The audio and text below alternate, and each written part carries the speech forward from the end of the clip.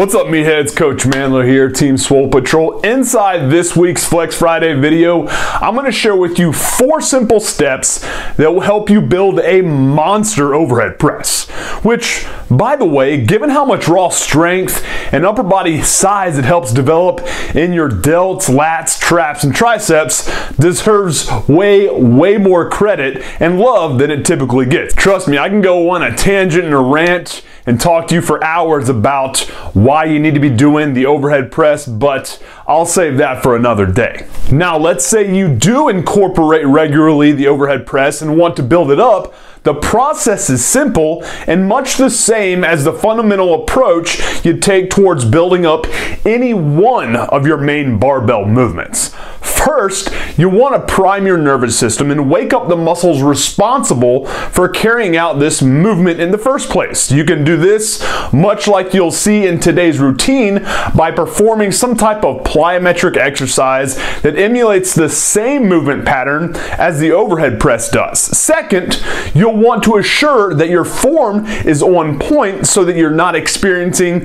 any of those pain in the ass power leaks that limit force application into the bar and lead to, at the least, limited strength and size gains, and at the worst, possible injury. Now, as for your form, the simplest and best tips I can give you here are to make sure before you even lift the weight overhead during your setup, you ratchet down your lats by depressing your shoulder blades, take a deep diaphragmatic belly breath in, brace, increase that core stiffness and tightness, and throughout the entire lifting process, you keep all of your joints stacked or in alignment, being sure to follow a bar path that leads straight up with your head poking through when the bar clears eye level instead of slightly forward or even too far back behind you.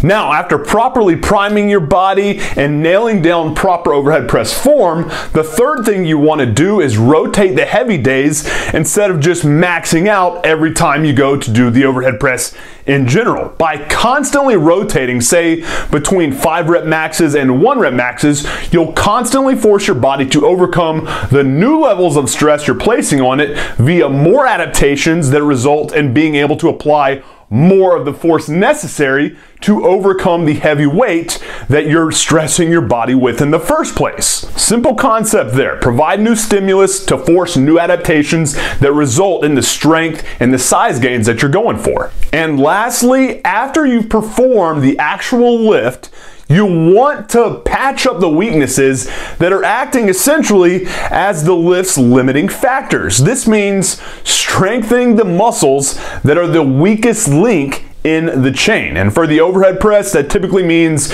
your delts, your entire back, your core, your triceps, and even to a small degree, your chest. Now, as a nice fat-burning bonus that helps to elevate both your testosterone and metabolic rate, I personally like to perform these weak point strengthening exercises in more of a high-intensity circuit format. So if you're like me and want performance and aesthetic gains at the same time with the same workout, I highly advise you try this systematic approach. As a nice little bonus, it'll also help you get in and out of the gym a lot quicker. Now, enough talking about it, let's be about it. Here's a workout that puts each of these 4 tips into motion so that you can learn to apply them to a clear and actionable game plan for next level gains in upper body size, strength, and muscularity.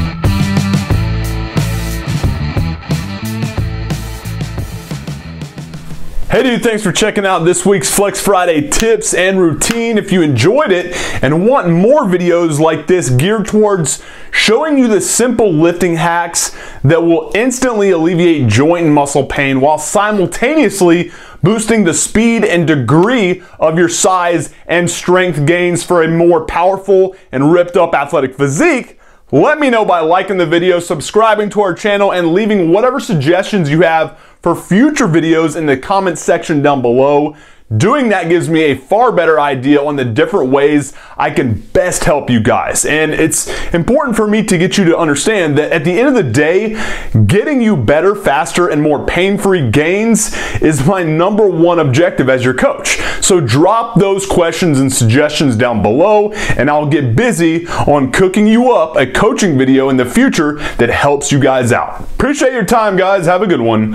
MANdler out.